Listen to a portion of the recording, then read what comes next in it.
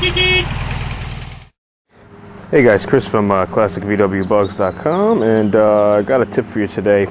I just got back this 1956 Beetle that we just painted, and I'm putting her back together. Get a lot of questions about the rear engine deck lid seal and how to install that. I've read online a few variations on how to do it, but the way I do it seems to work pretty well, and I really haven't had much of a problem.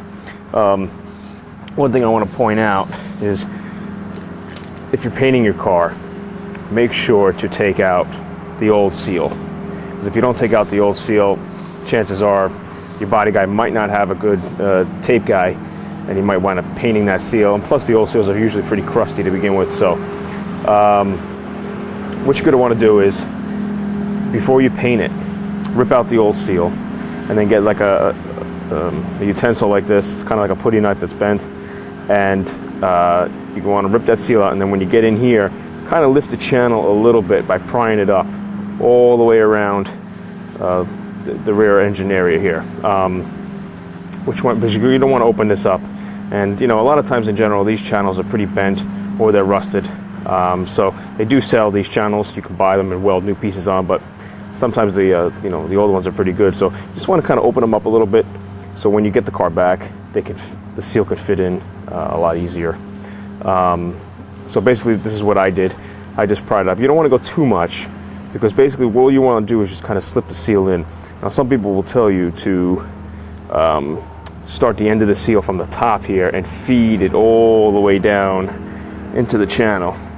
That doesn't always work, especially when you see close here how wrinkly these channels are, and that seal, even if you use silicone or something, that seal is still going to jam up, and it's not going to slide in too well. So like I said, before you get it painted, you want to pry them up. If you start prying it up after you got the car painted, it's a good possibility you might start chipping this paint.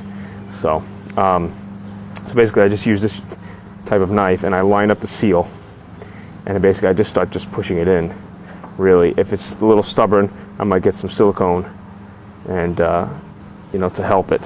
And then basically from the corner areas here where it ends, where it splits, you get another a screwdriver, and you push that down to hold it into place.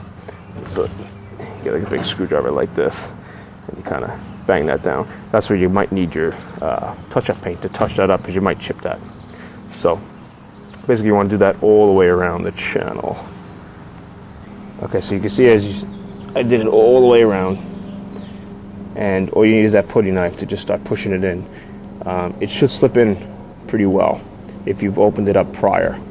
Basically you want to do the same thing for the front of the hood. The front of the car, underneath the front hood, goes in basically the same way. So that seems to work for me. I really don't have any problems with chipping the paint, as you can see, and it just kind of feeds in. And just take your time, and you should be all right. Okay, if you got any questions, Chris at ClassicVWBugs.com, or you can visit my website, www.ClassicVWBugs.com.